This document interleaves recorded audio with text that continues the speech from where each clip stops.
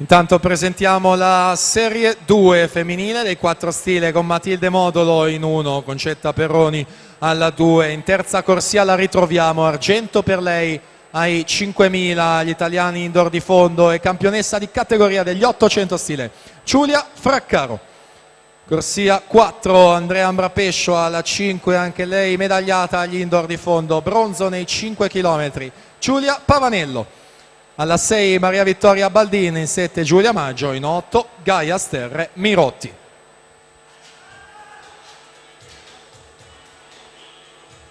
E allora noi ci proviamo ad andare in zona podio, vediamo se ci sono le ragazze della staffetta 4x50 mista. Terzo posto la medaglia di bronzo Toso Cerchiaro, Gnoato Miari Fulcis, Team Veneto.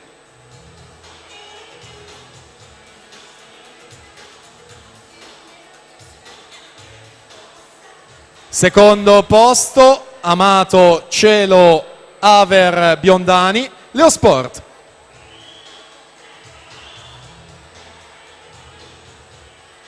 E primo posto, formazione vincitrice, Siboni Angiolini, Pescio Boifava per il in 1.55.86, The Hacker Team.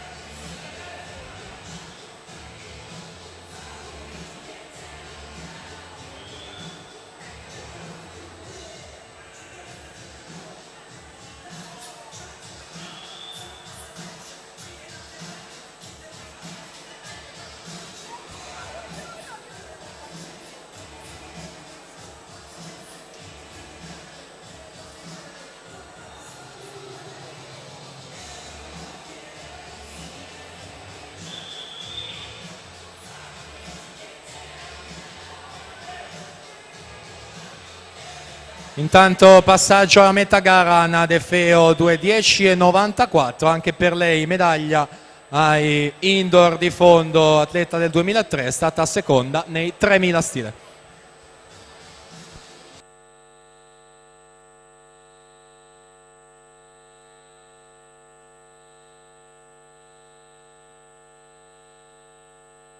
Ancora chiediamo alle formazioni maschili The Hacker Team Veneto e Leosport a portarsi in zona podio.